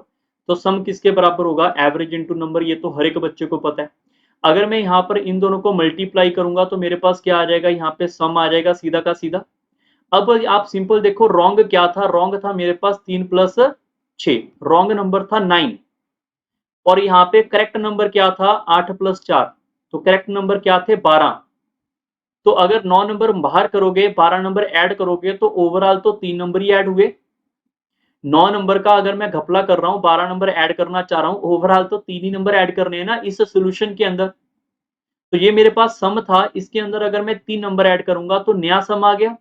और नए सम को अगर मैं फिर से यहाँ पर 20 स्टूडेंट के साथ ही डिवाइड करूंगा तो क्या बताओ मेरे पास एवरेज आएगी, क्योंकि एवरेज होता है सम डिवाइड बाय नंबर। तो यहाँ पे आपको मल्टीप्लाई नहीं करना होता, आपको उसको सेपरेट सेपरेट करके यहाँ पे लिखना होता है। यही इसका शॉर्टकट भी है, यही इसका यहाँ पे शॉर्टकट भी है।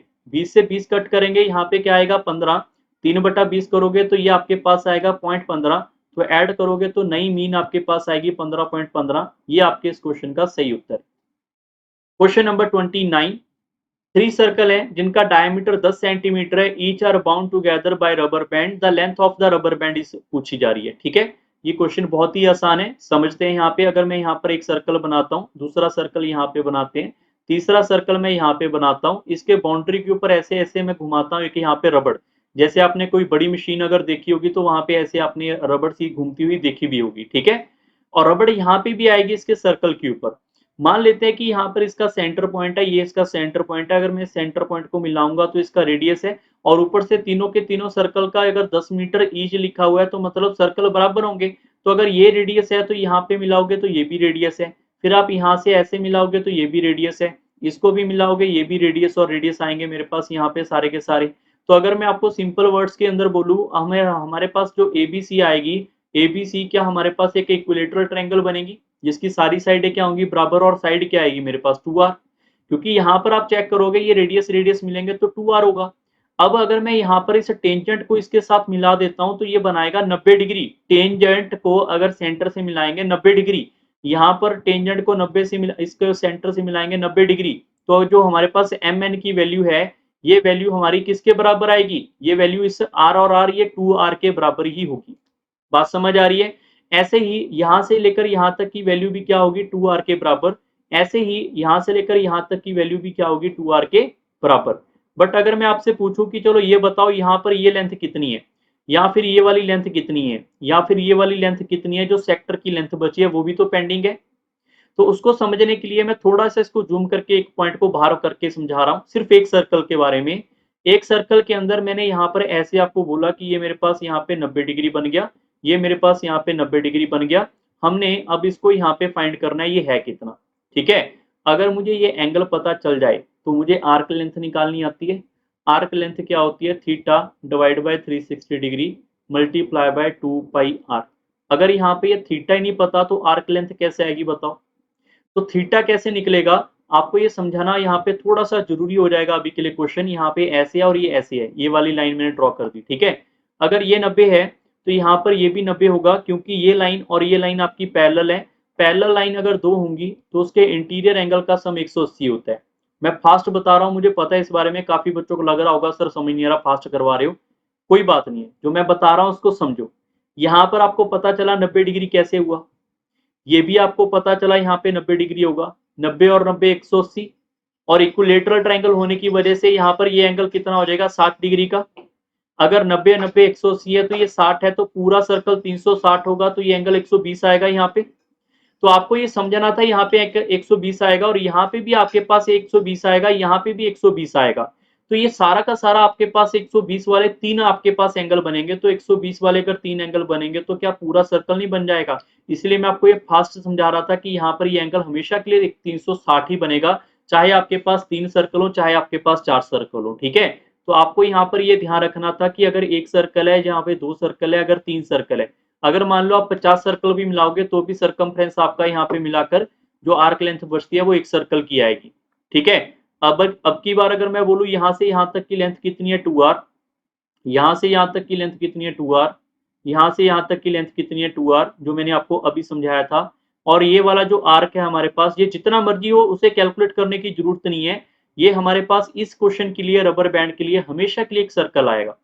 तो हम लिखेंगे इसका जो लेंथ आएगा वो कितना होगा मेरे पास यहाँ पे 2r को 3 बार लिखेंगे, 3 multiply bye 2r, and plus में हमारे पास आएगा यहाँ पे 2 पाई आर।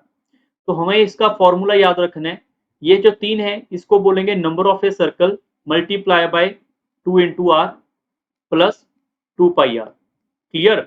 अगर हमारे पास डायमीटर यहाँ पे 10 है तो इसका रेडियस क्या होगा, यहाँ पे 5 होगा, और सर्कल कितने मेरे पास यहाँ पे 3 है, तो हम क्या लिखेंगे सीधा इसमें फिल करेंगे। इसका फॉर्मूला है जो आपने याद रखने हैं, तो हम लिखेंगे 3 multiply by 2 into 5 plus 2 into pi into 5। So we can say हमारे पास सीधा सीधा आंसर आ जाएगा यहाँ पे 30 प्लस 10 पाई। तो ये हमारे से इस क्वेश्चन का सही उत्तर है option number B. Clear. Question number 30 के ऊपर चलते हैं। A river of 3 meter deep, 40 meter wide is flowing at a rate of 2 kilometre per hour.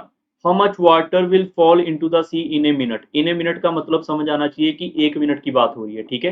दूसरी बात आपको ये पता होनी चाहिए, जो रिवर होता है अगर हमारे पास यहाँ पर इतना उसकी यहाँ पे डुंगाई है और इतनी उसकी चौड़ाई है और उस फ्लो के साथ वो चल रहा है, तो कितना पानी इकट्ठा होगा 1 मिनट के अंदर। सिंपल सा फंडा है कि आपको यहाँ पे वॉल्यूम के बारे में मैं सिंपल वर्ड्स के अंदर बता रहा हूँ। अगर हमारे पास यहाँ पर वॉल्यूम की बात करें, वॉल्यूम का मतलब होता है कैपेसिटी, ठीक है। कैपेसिटी को या तो हमें फॉर्मूले से निकालना चाहिए या फिर हम सीधा क्या करेंगे, एरिया इंटू स्पीड, मतलब कितनी स्पीड से वो जा रहा है, तो भी हमारा आंसर वॉल्यूम ही आता है कि कितना उसने फ्लो किया होगा। मतलब अगर हमारे पास डीप है और यहाँ पे विड्थ है तो हम मल्टीप्लाई करेंगे सीधा सीधा इनको, और यहाँ पे इस स्पीड से मल्टीप्लाई कर देंगे यहाँ पे 2 इंटू 5/18। अब देखो 5/18 चलो नहीं करते यहाँ पे, मैं सीधे वर्ड्स के अंदर यहाँ पे इसको लिख देता हूँ।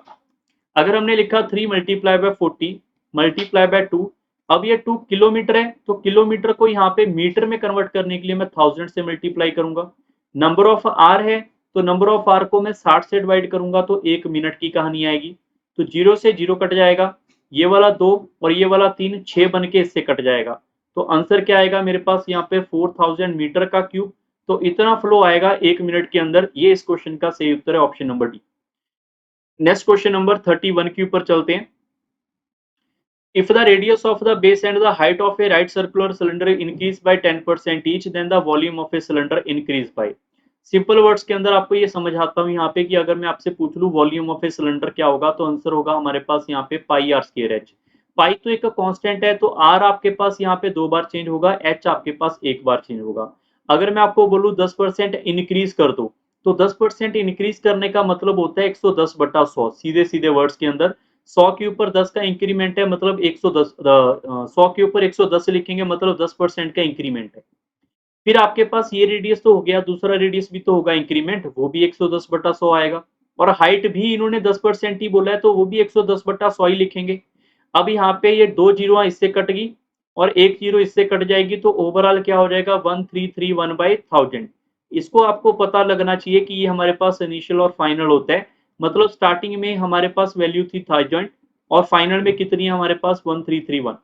तो यहाँ से कितने का इंक्रीमेंट हुआ यहाँ पे 331 का, किसके ऊपर, इस 1000 के ऊपर होगा। तो मल्टीप्लाई बाय 100 करेंगे तो आपके पास ओवरऑल इंक्रीमेंट आएगा यहाँ पे 33.1% का। और जिन बच्चों को ये याद होगा, अगर मैंने कंपाउंड इंटरेस्ट आपने मेरे से पढ़ा है, मैंने आपको बोला था कि अगर 10% का 3 बार सुक्सेसिव करना है, सुक्सेसिव मतलब कंपाउंडेड इंटरेस्ट करना है, तो आपको बताया होगा कि 33.1% होता है। तो अगर ये किसी को भी याद है तो सीधा सीधा आंसर आ रहा है, ठीक है। नेक्स्ट क्वेश्चन आपका 32 ये रहा। 32 नंबर क्वेश्चन भी मेंसुरेशन 3D से है। द अमाउंट ऑफ ए, देखो amount of a concrete required to make a building करनी है हमने एक सिलेंड्रिकल पिलर की। तो जो हमारे पास यहाँ पे मटेरियल रिक्वायरमेंट होता है वो भी क्या होता है, वो भी तो उसका वॉल्यूम ही होता है कि कितनी कैपेसिटी का पिलर बनाना है, ठीक है ना, सीधा सीधे वर्ड्स के अंदर। तो अगर उसने बोला है कि जो बेस है उसका पेरीमीटर टू 8.8 है, अगर आप लोगों को यहाँ पे पता होगा तो पिलर कुछ ऐसा होता है सिलेंड्रिकल। तो बेस का पेरीमीटर है तो सिलेंडर का पेरीमीटर मतलब सर्कल का पेरीमीटर, सर्कल का पेरीमीटर होता है यहाँ पे 2πr, जिसकी वैल्यू आपके पास है 8.8। तो 2 multiply by 22/7 into R equal to 88/10।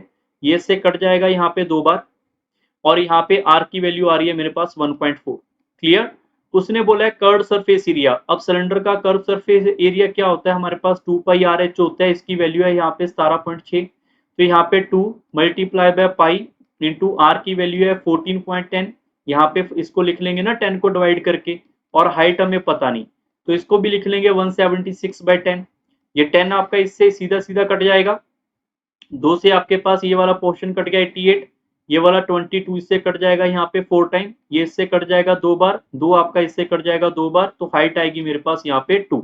तो वॉल्यूम पूछा हुआ है सिलेंडर का, वॉल्यूम क्या होगा हमारे पास यहाँ पे πr²h, मतलब पाई की वैल्यू सीधा लिखेंगे 22/7 और आर हमारे पास आएगा 14/10, आर हमारे पास आएगा 14/10 और एच आएगा 2। अब इसको सारे बच्चे सॉल्व करोगे तो ऑप्शन नंबर यहाँ पे डी निकल के आएगा 12.32। क्लियर। नेक्स्ट क्वेश्चन 33, फिर से एक आपका अच्छा मेंसुरेशन का 3D का क्वेश्चन है। कुछ ब्रिक हमारे पास पड़ी हैं जिनका एरिया आपके पास गिवन है मीटर क्यूब के अंदर है, ये हमारे पास यहाँ पे लेंथ ब्रेड्थ हाइट आपके पास ईच ब्रिक की गिवन है। तो पूछा जा रहा है कितनी यहाँ पे ब्रिक्स रिक्वायर्ड होंगी। तो सिंपल सा फंडा है, एक जो हमारे पास यहाँ पे ब्रिक होगी, अगर मैं आपसे पूछूं कि यहाँ पे कुछ ब्रिक हमने इस एरिया में लगानी है, इस एरिया में लगानी है और उसका एरिया ब्रिक का क्या है इतना, तो एरिया ऑफ ए ब्रिक कैसे निकालते हैं हम, तो हम लिखेंगे यहाँ पे length into breadth multiply by height, और ये मेरे पास एक ब्रिक होगी तो नंबर ऑफ ब्रिक्स चाहिए हमें multiply by N, that must be equal to the area required. Area required आएगा 20, नो 20 मीटर है भैया, तो 1 मीटर को अगर मैं सेंटीमीटर में कन्वर्ट करूंगा तो 100 आएगा। यहाँ पे 3 बार करना पड़ेगा, यहाँ पर दूसरा 100 तीसरा 100 भी आएगा। क्लियर है। अब यहाँ से आप सारे बच्चे जब इसकी एन की कैलकुलेशन करोगे वो आएगा मेरे पास 8000। ये आपके इस क्वेश्चन का सही उत्तर है। नेक्स्ट क्वेश्चन 34, मेंसुरेशन 3D का एक और क्वेश्चन है हमारे पास, the length breadth height of a bamboo is given. तो उसने पूछा है यहाँ पे कि बैम्बू लगाना है सबसे लार्जेस्ट, तो बताओ इसकी क्या लेंथ हो सकती है। तो अगर मैं आपको यहाँ पे कुबाइड बना के दिखाऊंगा कुछ ऐसा यहाँ पे, तो आप इसको यहाँ पर जब मिलाओगे तो मिलाने के बाद जो सबसे ये वाला पॉइंट है इसको यहाँ पे मिलाओगे तो इसको बोलते हैं सबसे लॉन्गेस्ट रॉड, जिसको आप डायगोनल भी बोल सकते हो। डायगोनल की वैल्यू क्या होती है हमारे पास, एल का स्केयर, बी का स्केयर और एच के स्केयर का स्केयर रूट। क्लियर। तो 25 आएगा यहाँ पे आएगा 16 और यहाँ पे आएगा 9, इसका स्केयर रूट होगा और इसकी वैल्यू क्या आएगी मेरे पास 50, जिसको लिख सकते हैं 5√2। That mean D must be the correct answer. Question number 35 number question, the solid metallic spherical ball of diameter 6 centimetre is melted and recast a cone with the diameter of the base is 12 centimeter, the height of a cone is। ठीक है। तो अगर हमारे पास spherical ball है उसका volume जब भी हम रिकास्ट करते हैं मेल्ट करने के बाद तो वॉल्यूम बराबर होते हैं। स्फेरिकल बॉल का वॉल्यूम है 4/3 इंटू पाई इंटू आर का क्यूब। डायमीटर अगर 6 है तो आर कितना होगा 3, उसका क्यूब करेंगे। ये हमारे पास इक्वल होगा volume of a cone. Volume of a cone क्या होगा 1/3 इंटू पाई। अगर डायमीटर मेरे पास 12 है तो रेडियस क्या होगा 6 होगा, 6 का स्क्वायर इंटू हाइट। क्लियर है। यहाँ से पाई कट जाएगा, ये वाला 3 इससे कट जाएगा और यहाँ पर क्या आएगा 4 इंटू, देखो 3 का स्क्वायर है तो मैं इसको 3 बार लिख लेता हूँ सिर्फ आपकी कैलकुलेशन को आसान करने के लिए, और कोई चक्कर नहीं है। वैसे तो आप सीधा भी लिख सकते हैं कि 3 इंटू 3 9, 9 इंटू 4 करेंगे 36, 36 इससे कट जाएगा तो एच की वैल्यू हमारे पास 3 आएगी, ये उन्होंने पूछा हुआ है। ठीक है। नेक्स्ट क्वेश्चन है 36 नंबर क्वेश्चन भी मेंसुरेशन 3D से रिलेटेड है। If the ratio of the diameter of a two circular right cone आपके पास ये गिवन है विद इक्वल हाइट है is given, then what is the ratio of their volume. इस बात को आपको समझना होगा कि हमारे पास जो डायमीटर होता है वो आपके पास एक सिंगल यूनिट है, सिंगल यूनिट सेंटीमीटर। एरिया क्या होता है मेरे पास यहाँ पे डबल यूनिट सेंटीमीटर का स्क्वायर। फिर हमारे पास वॉल्यूम क्या होता है, वो होता है यहाँ पे सेंटीमीटर का क्यूब। क्लियर। अगर हमारे पास डायमीटर की रेशियो है यहाँ पे 3:4, तो उन्होंने क्या पूछा है कि वॉल्यूम बताओ। वैसे तो वॉल्यूम यहाँ से यहाँ आने के लिए क्या करेंगे, क्यूब ही करेंगे, बट उन्होंने बोल दिया हाइट इक्वल है। अगर यार हाइट इक्वल है तो कट जाएगी, हाइट इक्वल है तो कटने के बाद आप इसका यहाँ पे क्यूब करने की बजाय एक पोजीशन तो कट गई, तो आप इसका स्क्वायर ही करोगे तो ये आपके इसका वॉल्यूम का आंसर होगा। मान लेते हैं कि हाइट के बारे में नहीं लिखा होता, मान लेते हैं हाइट के बारे में पता ही नहीं है, तो आप क्या करोगे इसका क्यूब कर दोगे फिर। ठीक है। अगर ऐसे नहीं समझ आया तो आप सिंपल वर्ड्स के अंदर इसको और भी तरीके से कर सकते हैं कि पहले वाले का जो मान लो डायमीटर अगर 3 है तो पहले वाले का रेडियस क्या होगा 3/2 होगा। दूसरे वाले का डायमीटर 4 है तो दूसरे वाले का यहाँ पे रेडियस क्या होगा, यहाँ पे 4/2 होगा। और यहाँ पे सिलेंडर की बात कर रहे हैं, यहाँ पे सॉरी कोण की बात कर रहे हैं, तो कोण का वॉल्यूम क्या होगा 1/3 इंटू पाई इंटू आर का स्क्वायर इंटू एच, और इसका वॉल्यूम क्या होगा 1/3 इंटू पाई इंटू आर का स्क्वायर इंटू एच। वो एच एच कट गया तो मैं कह रहा हूं कि इसको स्क्वायर करके आंसर ले लो। 1/3 पाई कट जाएगा, यहाँ पे आएगा 9/4, यहाँ पे आएगा 16/4, ये इससे कट जाएगा तो आंसर क्या आएगा 9/16 ही आएगा, वही मैंने आपको अभी बताया। नेक्स्ट क्वेश्चन 37, इस क्वेश्चन को करने के लिए लॉगरिथम का एक प्रॉपर्टी आपको यहाँ पे पता होनी चाहिए कि लॉग यहाँ पे m की पावर n होगा तो n आगे आ जाएगा और log m यहाँ पे लिखेंगे। दूसरा, log का बेस अगर a है और यहाँ पे भी a है तो इसका आंसर 1 होता है। मैंने यहाँ पे देखा log का बेस 2 है, बाद में log 3 है, log का बेस हमारे पास 3 है, बट 81 को क्या हम 3 की पावर 4 लिख सकते हैं।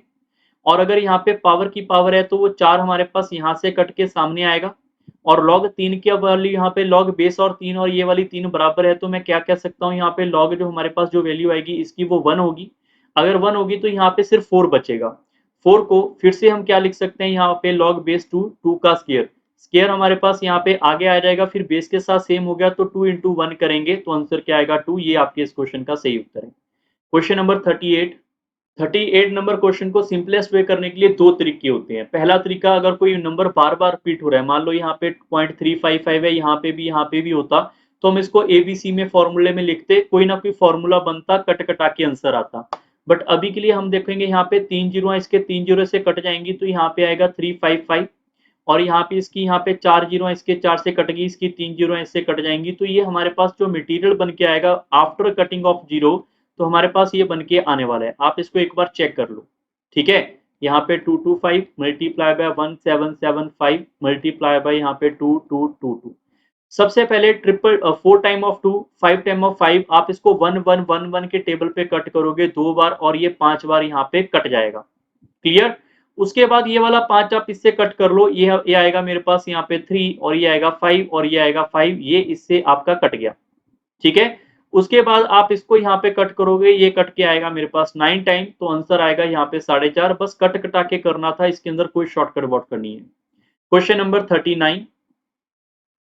ये वाला क्वेश्चन जैसे आपके पास लिखा हुआ है, तो आप इसको सिंपलेस्ट से सिंपलेस्ट फॉर्म में लिखो कि आप लिख सकते हो 1024 को डिवाइड बाय 102, यहाँ पे आप 5 जीरो, क्योंकि 5 जीरो के बाद पॉइंट है। हम इसको क्या लिख सकते हैं, हम लिख सकते हैं इसको 4 की पावर 5 डिवाइड बाय 10 की पावर 5, और उसकी पावर भी क्या थी आगे आपके पास यहाँ पे 1/5, तो 1/5 था। जब 1/5 आगे जाएगा, ये 5 से और इससे कट जाएगा, तो आंसर आएगा 4/10। It mean answer must be 0.4। That is the right answer, option number A. Question number 40। इस क्वेश्चन को अगर सिंप्लीफाई करना है तो सिंप्लीफाई तरीके से आप इजिली सॉल्व कर सकते हैं। जैसे आपको पता है कि ये वाला और ये वाला मेरे पास क्या है, बेस सेम है। अगर यहाँ पर ये वाला पॉइंट आपका बेस सेम है, तो पावर आपके पास क्या हो जाती है, यहाँ पे ऐड हो जाती है। तो पावर को ऐड करेंगे तो यहाँ पे आपके पास क्या आएगा, 243 की वैल्यू क्या हो जाएगी, 2 नहीं होगी, सॉरी 0.2 होगी। और 0.2 को हम क्या लिख सकते हैं, 1/5 लिख सकते हैं। और 1/5 हमें पता ही है 3 की पावर 5 ही होता है। 243 3 की पावर 5, उसकी भी पावर 1/5, तो पावर की पावर आपस में मल्टीप्लाई होगा, ये इससे कट जाएगा, तो आंसर आएगा 3। ये आपके इस क्वेश्चन का सही उत्तर है। नेक्स्ट क्वेश्चन नंबर 41 के ऊपर चलते हैं। ए एंड बी हमारे पास यहाँ पे दो पॉजिटिव इंटीजर गिवन है, तो पूछा जा रहा है कि यहाँ पर ए की वैल्यू क्या हो सकती है। आप सारे बच्चे सिर्फ एक चीज सोच के देखो कि यहाँ पर आप ए की क्या वैल्यू रख सकते हो, ठीक है ना। अब अब यहाँ पे आप ए की वैल्यू 19 रखोगे, आपके दिमाग में आएगा यार यहाँ पे मैं 19 रख सकता हूँ, ठीक है। आप 19 रख के देखो, बी की वैल्यू आएगी नहीं, आपके पास पॉजिटिव ही नहीं आएगी। तो यहाँ पर आप ए की वैल्यू को 10 रख के देखो, जब 10 रखोगे यहाँ पे 10 का स्केयर करेंगे, यहाँ पे 100 माइनस ऑफ बी का square that is equal to 19। तो माइनस ऑफ बी का स्केयर यहाँ पे 19 माइनस 100 करेंगे, तो माइनस ऑफ बी का स्केयर -81 आएगा, तो बी का वैल्यू हमारे पास 9 आएगा। तो हमारे पास बी की वैल्यू पॉजिटिव सिर्फ एक ही ऑप्शन से आएगी, इससे, बाकियों से आएगी नहीं। आप चेक कर लो, बाकियों में एक तो रूट में फंस जाएंगे, ठीक है। नेक्स्ट क्वेश्चन आपके पास है यहाँ पे 42 नंबर क्वेश्चन के अंदर अगर मैं बात करूं, देखो मैंने स्टार्टिंग से देखकर ही आपको बोल दिया था कि कोई भी नंबर अगर रिपीट होता हुआ दिखा तो आप उसको ए बी फॉर्मेट में लिखोगे। अगर आप यहाँ पे पॉइंट ए की वैल्यू लिखोगे 798, बी की वैल्यू यहाँ पे लिखोगे 0.202, इसके अंदर रिप्लेस करोगे तो ये आएगा ए का स्केयर, यहाँ पे आएगा 2 of A B plus B का स्केयर, और इसका क्या होगा हमारे पास स्केयर रूट +1। अब आप इसकी वैल्यू चेक करोगे तो ये आएगा यहाँ पर ए प्लस बी का होल स्केयर का रूट +1, और ये स्केयर आपका स्केयर रूट से कट जाएगा, तो आंसर आएगा a प्लस बी प्लस 1। ए की वैल्यू कितनी है मेरे पास यहाँ पे 0.798, और बी की वैल्यू कितनी है मेरे पास यहाँ पे 0.202 +1। इसको ऐड करेंगे तो आंसर आपका 2 आएगा। ये इस क्वेश्चन का सही उत्तर है। नेक्स्ट क्वेश्चन नंबर 43 के ऊपर चलते हैं। The sum of the 3 consecutive odd number is given, then find the middle one. हमें पता है यहाँ पे कि सम डिवाइड बाय नंबर करेंगे तो एवरेज आएगा। अगर हमारे पास यहाँ पे ये वाला हमारे पास सम है, अगर मैं इसको 3 नंबर है तो 3 नंबरों से डिवाइड करेंगे तो एवरेज आ जाएगा मेरे पास। आप इसको कट करेंगे तो कितना आ जाएगा यहाँ पे 49। और आपको पता होना चाहिए कि अगर हमारे पास कॉन्जिक्यूटिव नंबर है, चाहे वो ऑड है चाहे वो इवन है चाहे कोई भी है, तो middle number is the average, और मिडल नंबर आ चुका है 49। यही उन्होंने पूछा हुआ है, यही हमारा उत्तर है। और अगर 49 से 2 नंबर आप पीछे चले जाओगे तो 47 है, 2 नंबर आगे चले जाओगे 51 है। अगर पूछ लेते लार्जेस्ट नंबर बताओ तो आंसर 51, अगर पूछ लेते स्मॉलेस्ट बताओ तो answer 47। Clear. Next question number के ऊपर चलते हैं। यहाँ पे question number 44। A student was asked to find 5 by 16 of a number. By mistake, he found 5 by 6 of a number, and his answer was wrong by 250, more than the correct answer. Find the given number. या तो भाई option से hit and trial कर लो। Simple सा फंडा है कि जो भी नंबर होगा 16 और 6 से डिविजिबल होगा, तो ये आपके पास ऑप्शन नंबर पड़ा हुआ है सीधा, जो 16 से डिवाइड है, बाकी कोई है ही नहीं। ठीक है, फिर भी हम यहाँ पे चेक कर लेते हैं। एक स्टूडेंट ने मिस्टेक से यहाँ पे इस नंबर से डिवाइड करना था, उसने इससे डिवाइड कर दिया, जिसकी वजह से ये नंबर क्या आ गया, ज्यादा आ गया। मान लो वो नंबर हमारे पास क्या था, वो x था, तो 5/6 वो नंबर x और 5/16 वही नंबर x, जो इन दोनों का गैप है, क्या वो मेरे पास 250 आएगा अकॉर्डिंग टू क्वेश्चन। तो यहाँ पर आप इन दोनों का एलसीएम लोगे 6 और यहाँ पे 16 का अगर एलसीएम लोगे तो ये आएगा यहाँ पे 48, और ऊपर आप चेक करोगे यहाँ पे तो ये इससे कट जाएगा यहाँ पे 8, 8 इंटू 5 को तो कॉमन बाहर ही निकाल लेते हैं, ये हो जाएगा 8, और यहाँ पे आप इसको कट करोगे 3, यहाँ पे 5 को हम बाहर निकालेंगे 3, इक्वल टू आएगा 250। क्लियर। तो 5 और 5 25 इससे कट करेंगे तो आप देखोगे हमारे पास x की वैल्यू क्या आ जाएगी, 250 divide by 25 multiply by 48 that is equal to 480।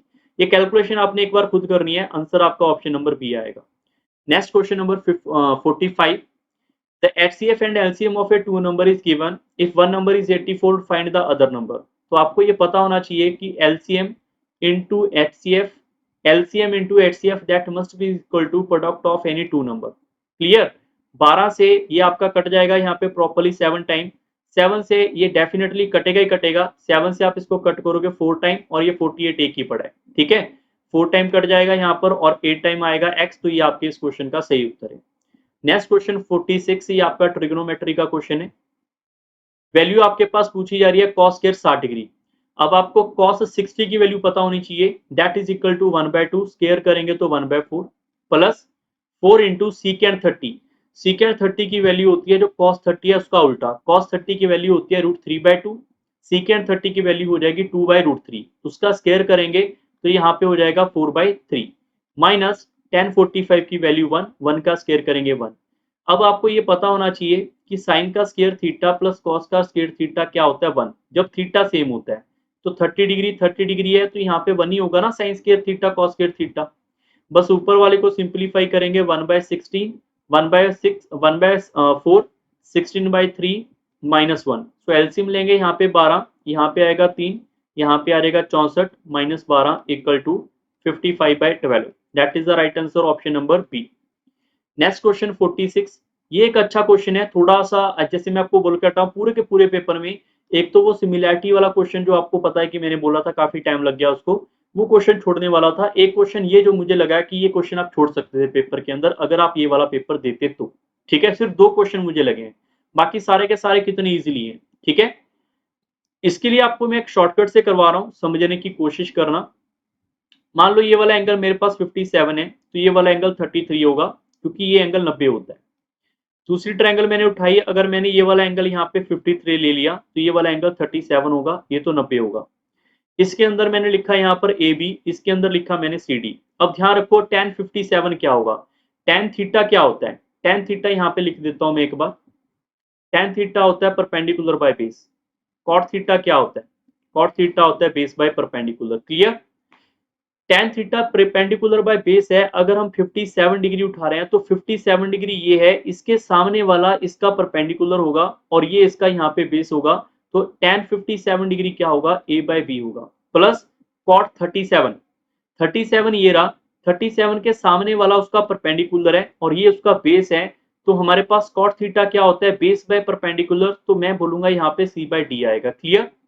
Again we can check 33 degree, 33 degree के सामने वाला उसका परपेंडिकुलर है और ये उसका बेस होगा, तो tan है तो tan होता है परपेंडिकुलर बाय बेस। फिर आया cot 53 डिग्री, 53 डिग्री ये है, इसके सामने वाला ये इसका परपेंडिकुलर है, ये इसका बेस है, cot क्या होता है, बेस बाय परपेंडिकुलर, तो मैं बोलूंगा यहाँ पे d/c। तो जब आप एलसीएम लोगे यहाँ पे आएगा AD plus CB divide by यहाँ पे BD, that divisible by CB plus AD that divisible by AC। Clear? तो आप देखोगे ये डाटा इससे कट गया, ये AC ऊपर चला जाएगा, तो मैं लिख सकता हूँ यहाँ पर A और C, यहाँ पर क्या आएगा B और D।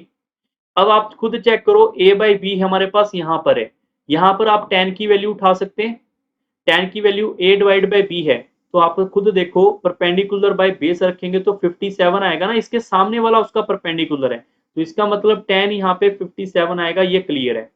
और C बाई डी हमारा कॉट में आना चाहिए, तो कॉट में आपका C बाई डी आना चाहिए, C बाई डी का मतलब है बेस बाय परपेंडिकुलर, तो यहाँ पे 37 के सामने वाला उसका परपेंडिकुलर, ये उसका बेस, तो C बाई डी क्या होगा, tan ऑफ 37 होगा।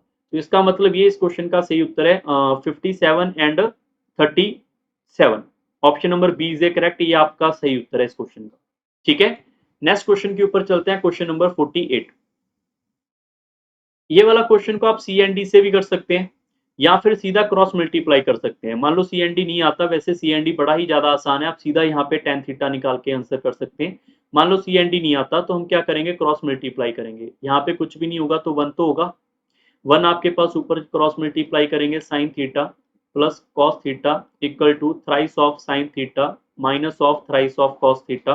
ये वाला डाटा इधर आके माइनस करेंगे, आएगा यहाँ पे 2 ऑफ साइन थीटा, ये वाला डाटा इधर आके प्लस हो जाएगा, ये आएगा 4 of cos theta equal to, यहाँ पे ये 2 से 2 कट जाएगा हमारे पास, यहाँ पे ट्वाइस टाइम कॉस को आप उधर ले जाओगे तो यहाँ पे क्या हो जाएगा मेरे पास 2/1 equal to tan theta, sine को उधर ले जाओगे, मैं लिख देता हूँ एक बार यहाँ पे 2/1 equal to sine theta by cos theta. तो आप देखो यहाँ पे अगर मैं आपसे पूछूं tan थीटा, तो tan थीटा आ रहा है 2/1, हमें पता है ये परपेंडिकुलर और ये बेस होगा। अगर यहाँ पे आपको पता है कि ये मेरे पास परपेंडिकुलर और बेस है, तो पाइथागोरस लगाएंगे तो ये √5 आएगा। और उन्होंने पूछा साइन थीटा, साइन थीटा क्या होता है, परपेंडिकुलर बाय हाइपोटेन्यूज, तो परपेंडिकुलर 2 है, हाइपोटेन्यूज √5 है, उसकी पावर 4 करने को बोला है, तो पावर अगर मैं 4 करूंगा तो आंसर क्या आएगा, 16/25 आएगा। इसका मतलब ये आपके इस क्वेश्चन का सही उत्तर है। Next question 49। 49 आपका बहुत ही इजी क्वेश्चन है, अगर आपको ये पैटर्न पता है कि a of sine theta plus minus B of cos theta, अगर ये सी हो और आपसे पूछ लिया जाए कि a ऑफ साइन थीटा, अगर यहाँ पे प्लस लिखा तो माइनस पूछ लिया जाए, माइनस है तो प्लस, अभी आप इसको कर लो, अगर प्लस है तो माइनस, अगर माइनस है तो प्लस, इसका उल्टा पूछ लिया जाए तो इसकी वैल्यू हमेशा के लिए याद रखेंगे, a का स्क्वायर प्लस b का स्क्वायर माइनस ऑफ c का स्क्वायर होता है।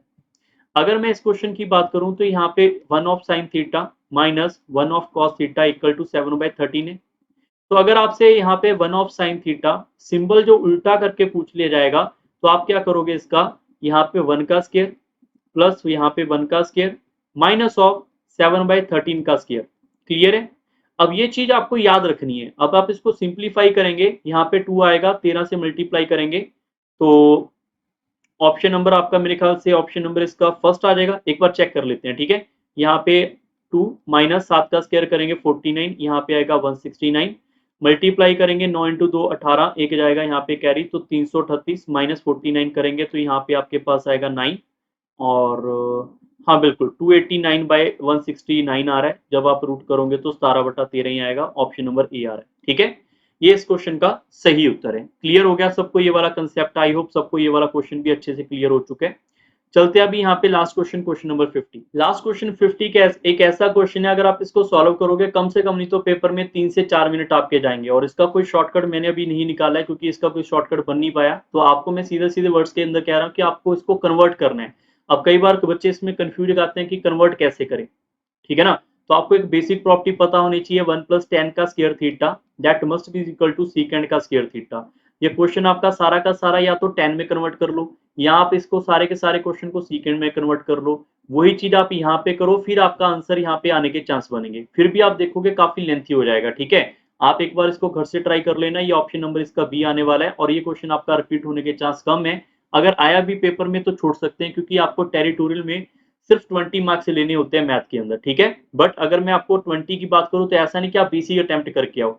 मैथ के अंदर टोटल 50 क्वेश्चन है, रीजनिंग के अंदर टोटल 50 क्वेश्चन है। रीजनिंग की कट ऑफ 20 है, मैथ की कट ऑफ 20 है। ओवरऑल कितने हो गए मैथ रीजनिंग के? 100 क्वेश्चन। आपकी 100 में से ओवरऑल 50 आने चाहिए, जरूरी है।